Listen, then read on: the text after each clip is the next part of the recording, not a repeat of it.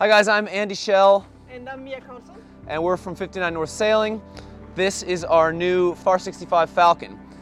This has been a year-long process to take an old round-the-world racing boat and convert it into our ideal offshore passage-making boat.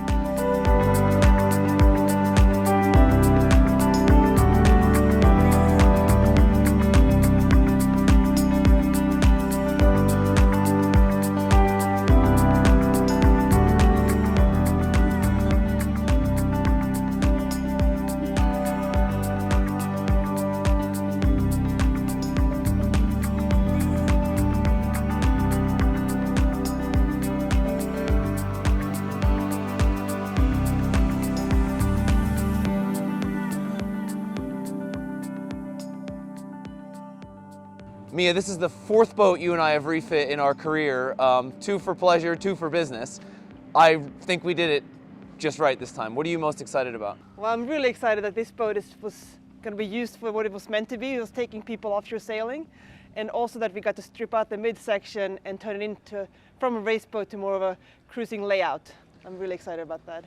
So the mission with this boat was to take a proven ocean-going boat that was designed to sail offshore with a big crew, specifically offshore, because that's what we do, but turn it into a more comfortable cruising boat. So to have an efficient sailing boat on deck, a comfortable cruising boat down below to take paying crew plus a skipper and a mate on long ocean passages. And I think we nailed that. So I want to show you guys around and how we did that.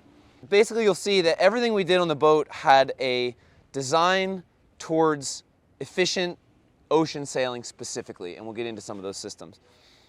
Cool. All right, so starting in the cockpit. First of all, it's a huge cockpit. It is really meant for efficient sailing. The boat's optimized for sailing, so everything's in the right place. You've got the traveler right at the end of the boom. You've got a central main sheet. You've got plenty of winches. There's what, 1, 2, 3, 5 winches each side, plus the main sheet, plus the traveler winches. So every winch has a purpose. Every line has a winch. We've got 2 helms. Typically, you think of dual-helmed boats as like racing boats, but this actually gives you really good visibility when you're sailing on either side, sitting or standing around the Dodger. And also, Dodger is not really a racing boat thing, so that makes the boat really feel cozier as a cruising boat. What I like about the helm, again, because we're offshore sailing, not coastal sailing, you've got only what you need visually right here. There's no big chart plotter in the way because we're not sailing coastwise. We have iPads for that, which I'll show you at the nav station. We've got a really nice compass, C-Plath compass, that gives us our heading, and then we've got a multifunction display here that I typically set to wind when we're offshore, but I can scroll through this and set it for really whatever data I want to get off the network and have here visible at the helm. We've got 2 larger instruments in the companionway so that any crew that's on deck can have access to the same data that the helmsman is getting to back here without having to be behind the helmsman. Yeah, so on most boats you always have 2 small winches, but this boat actually have big winches for what they're for. And also, I think a lot of people think coffee grinders look racy, but it actually makes it much easier strength-wise to get them. I mean, so those of you that aren't used to sailing on a boat with coffee grinders. I think people get intimidated by that. Yeah, sometimes. but you basically get 2 people on here, and you can grind either winch in 3 speeds, and it just makes everything faster and more efficient. And since we're going to be 10 people sailing on the boat, you have 2 people here, 1 person tailing. Each watch, there's always something for somebody to do, because we're a sail training boat, really. So having a big cockpit like this allows everybody to have a role, everybody to have a spot, and also everybody to have space to do their thing. All right, so we also, for safety's sake, marked what we're calling the danger zone here, and yes, that is a Top Gun reference. We've got the stripes in the floor, which are also embossed, so you can feel it in bare feet and at night. But the idea here is when you're in this section of the boat, particularly when we're sailing downwind, if the boat were to accidentally jibe, you are in way of the main sheet and things that can maim or kill you. So the idea is when you're in this danger zone, which is basically from here to the traveler, you want to transit this area as quickly as possible. And if you're doing something in this area, do it and get out of the area. This is not a place to hang out when you're in the cockpit. So before we leave the cockpit, the beauty of such a large cockpit is it allows you to have space for winches for pretty much everything. We have 1, 2, 3, 4, 5, 6 winches plus the mainsail. So 6 winches both sides plus the main sheet winch. Every line has a winch. You've got plenty of winches for downwind setup. You've got your primaries for your Genoa sheets. All the lines coming off the mast have the Lumar 64s under the Dodger with clutches and jammers. You've got secondary winches for spinnakers, or if you're sailing a head sail on a pole when you're downwind, you've got your dedicated runner winches back here.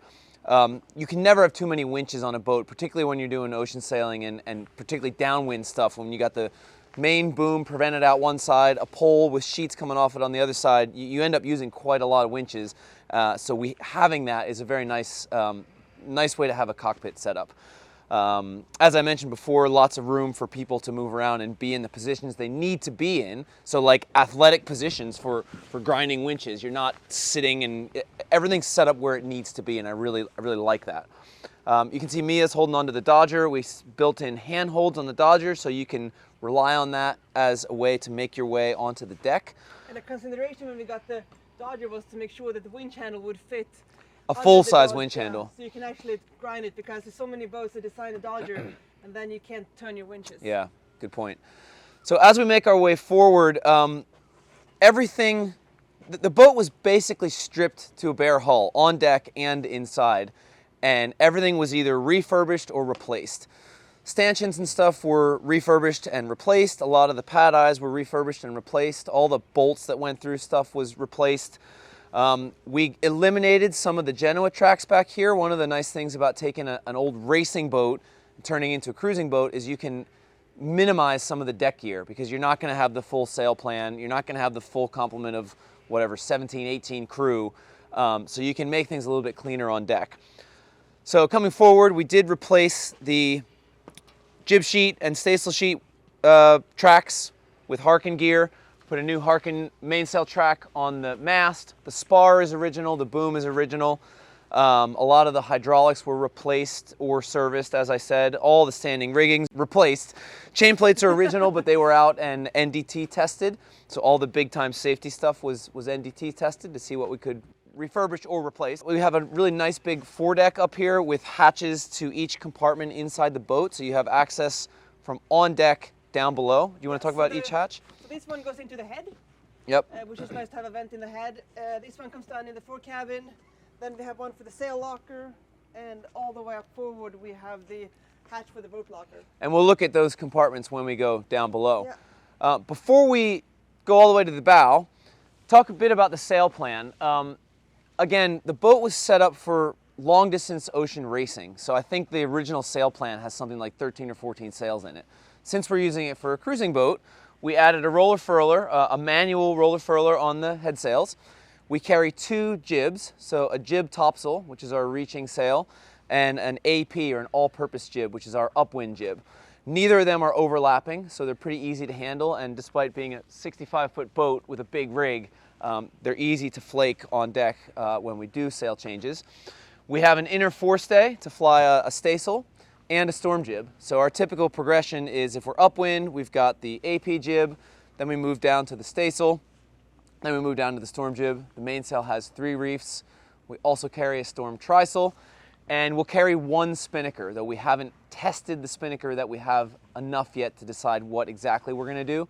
We'll also carry a pole for poling out the jib topsail, or for poling out a spinnaker when we're on a transatlantic trade wind passage, for example.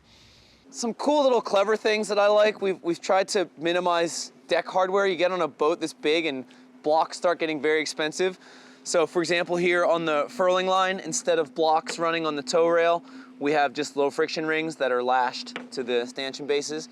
We've used low friction rings in a lot of places because they're cheap and easy to make.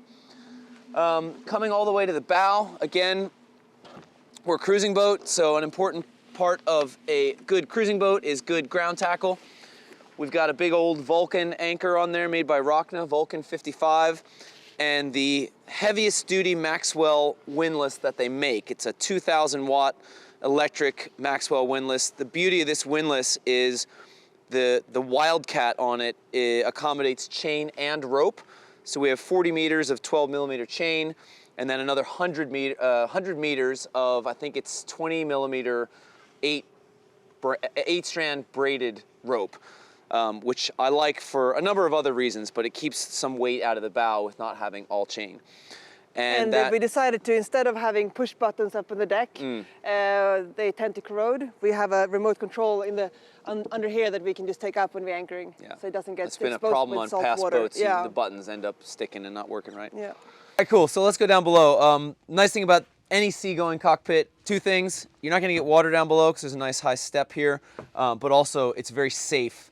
You can easily transition from the cockpit to the companionway and vice versa. This tends to be a vulnerable spot, particularly when you're going off watch at sea, because you're sort of putting your guard down. So we'll go down below and check out the interior. Cool, so the first thing you see when you come down below is the biggest difference in the boat. We actually had Bob Perry help us design the central part of the boat. Bob Perry is a legendary American cruising boat designer. So it's a FAR 65, interior designed by Bob Perry, at least this part. And I'm going to just introduce ship's bosun, Adam Brown. Adam, you've worked for us on this project since the beginning, basically. And you've also been a chef in a previous life, having worked on yachts and chalets and things like that. So I think one thing we're all really proud of is the galley, and I wanted to let you explain some of the details in the galley. So yeah, so we've taken Bob Perry's design and we've utilized it to the best of our ability to fit as much storage in as we can, but very usable storage of a kind of a commercial level. So therefore, the GNSPAS oven fits commercial size containers. The sinks are designed to fit those containers exactly, and we have a mixture of storage areas which all use those same types throughout our drawers and our pantry cupboard as well. We have also the luxury of having items that fit within our sinks. They are center mounted, so therefore they drain on both tacks, but it allows us to have integrated chopping boards as well as sieves, and it's also a great area to serve from too. We have crockery behind me, and we can then serve to the passengers on board. We've utilized everything we can in terms of space with neat designs with kitchen utensils and trash bins, as well as a large area for recycling. Majority of our waste is recycling while we're underway, so that's very handy. Day fridge for use for passengers and for condiments and milk, etc. And then we have a large fridge and freezer, which is further aft.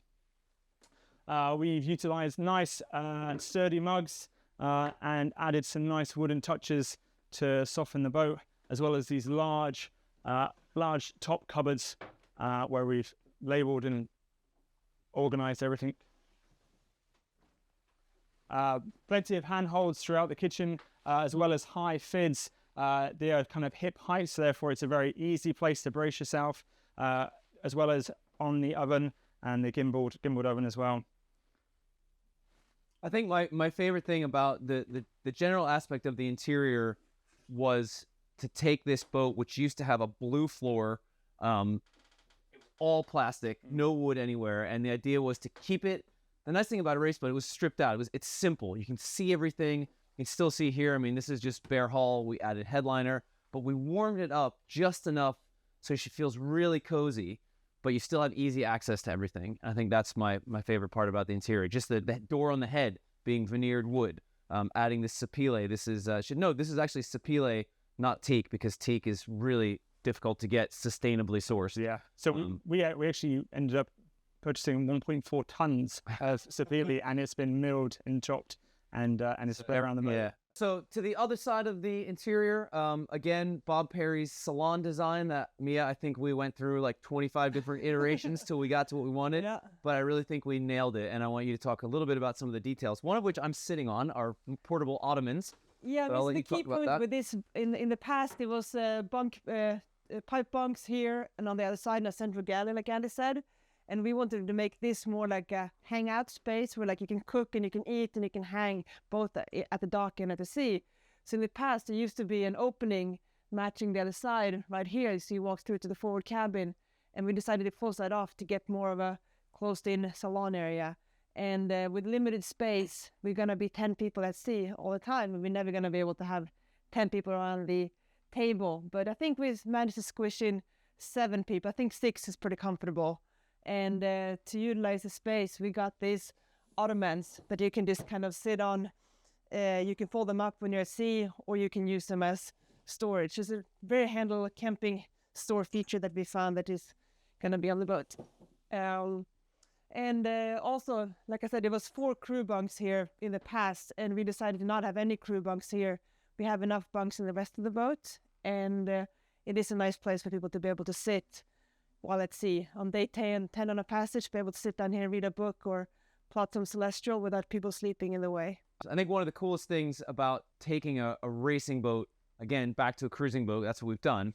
This boat was designed to carry like 17 people. Yeah. So by limiting it to 10 now, we have all this extra space that can be usable for cruising type things. We made this heights, we measured the heights just to fit in the binders and the books, because it's so often that bookshelves are not high enough to fit all these reference books in the binders. So now we can actually have them on the shelves on display. And specifically, if you pull that fiddle out, the books, the top of the countertop is flush. Pull that book binder straight out. So you get full height on that. You don't have to lift it up and over something. So there's a lot of subtle little design touches in here that were really thought out. I don't think there was a detail on the boat that we didn't think about. And then matching the other side, we have big opening spaces here. We can have one big open space for snacks. We have some laundry cabinets and everything. So there's a lot of storage behind those as well. Cool. All right. So we are in the forward crew cabin, which we traditionally refer to as the forecastle. We're starting in here, but forward of this, we've got a full-on 6-foot-long sail locker. I'm not going to walk in there, but James, you can stick the camera in there. We've got our spinnaker, staysail, storm sails, all the PFDs, spare lines, life jackets, tethers in the sail locker, and that is accessible both from on deck and through a watertight door. Incidentally, since we're a Cat 0 commercially coated boat, we've got like 5 watertight bulkheads on the boat, which again, the boat was built for that. So it's easy for us to retrofit it into a commercial boat. Okay, we again kept this simple and utilized the storage that was here. This is the original layout as it was, but we nicened up the pipe bunks a little bit with cushions on top. All the teak on the sides was refinished.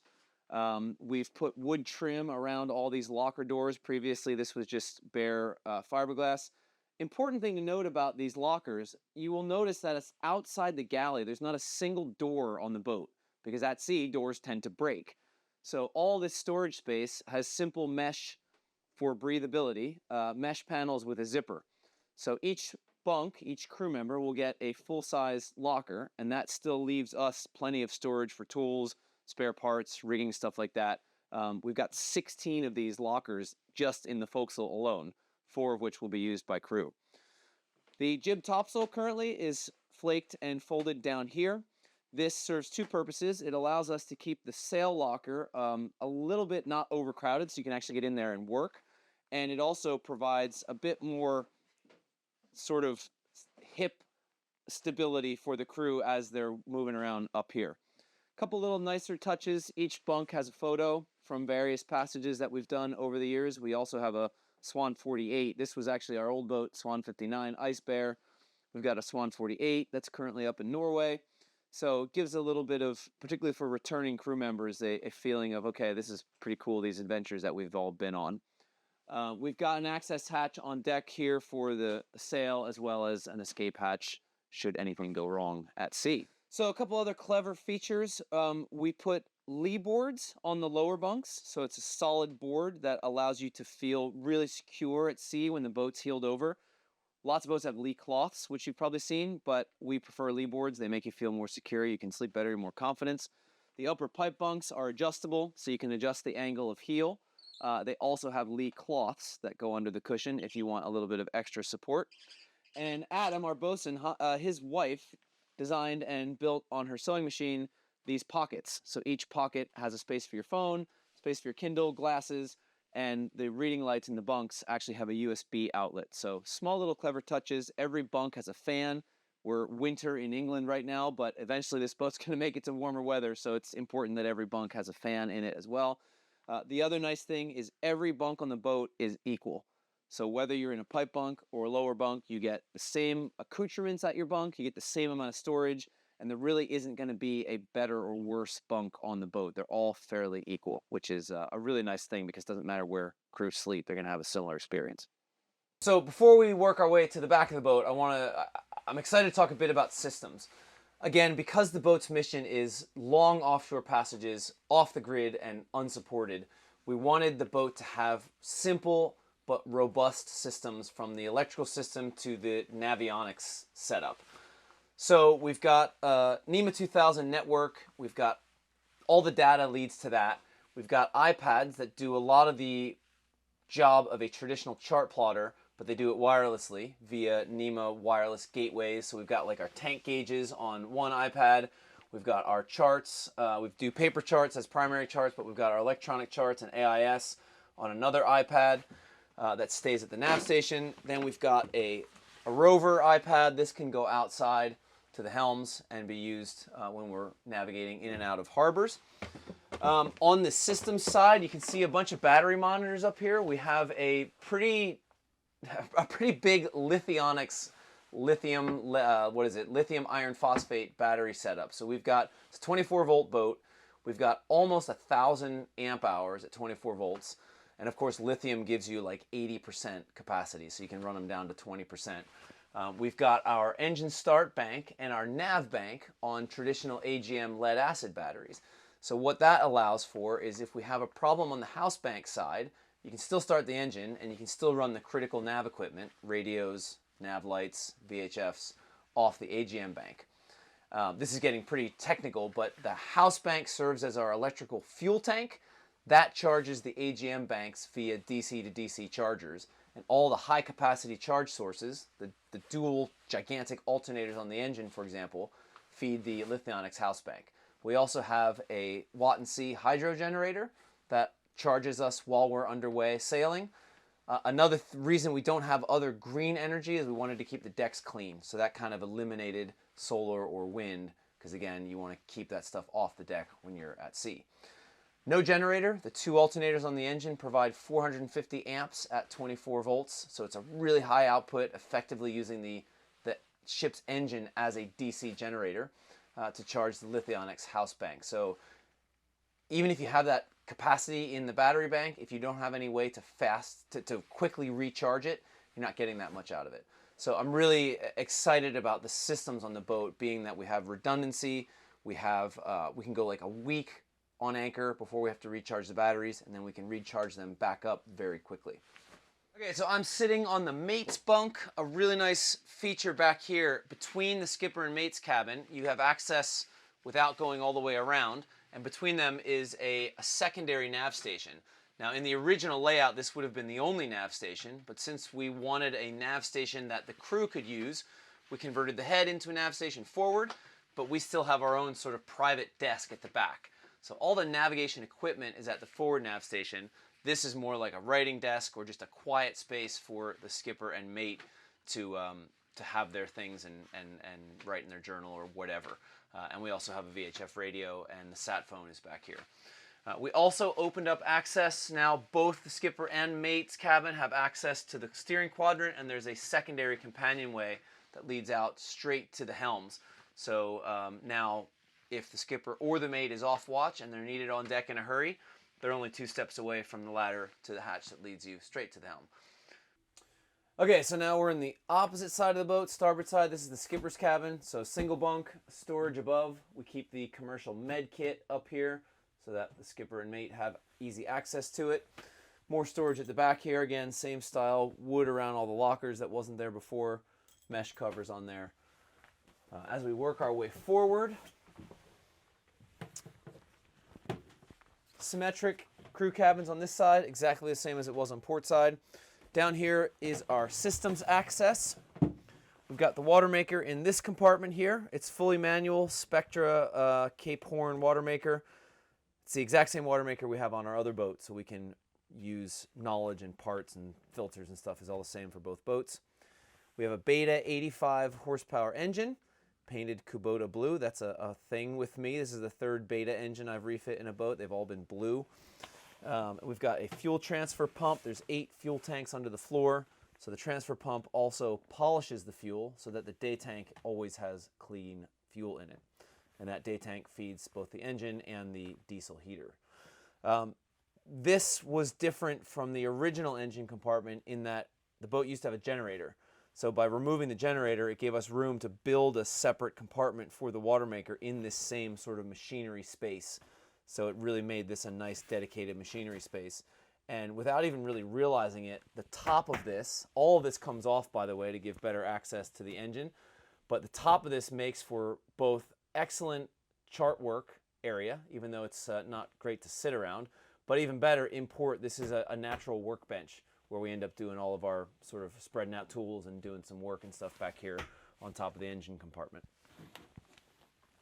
And the last thing I'll show you systems-wise, down here I talked about the two battery systems we have, the house lithium bank and the AGM bank. This is kind of the electrical control center on the boat. So we've got the AGM batteries in this portion. We've got all the Victron inverter, the charge controllers, the DC to DC chargers that take the power from the house bank, feed it to the AGM bank, all the battery switches, the watt and C controller, and all the sort of main on-off switches are in here. So easy access to this area as well, right next to the nav station. And we put doors on this, which didn't have it before, in order to keep the water out, obviously.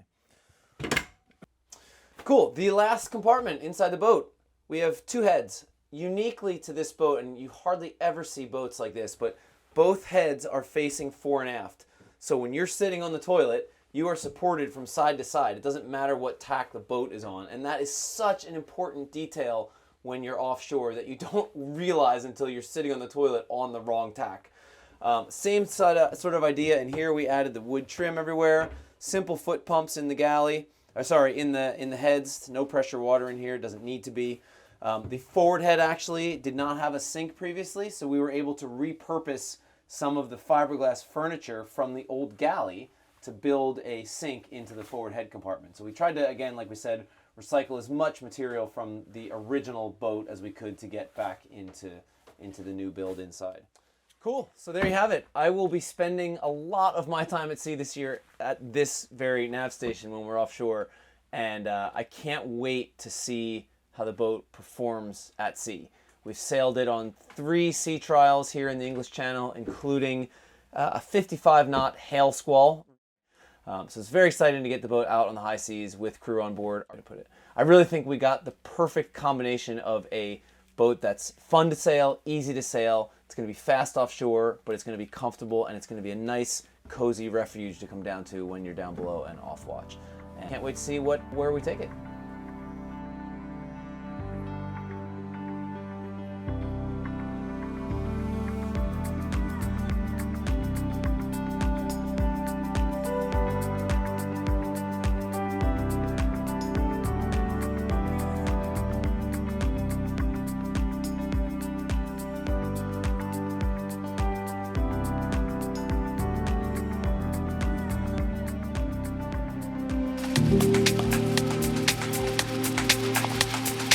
Thank you.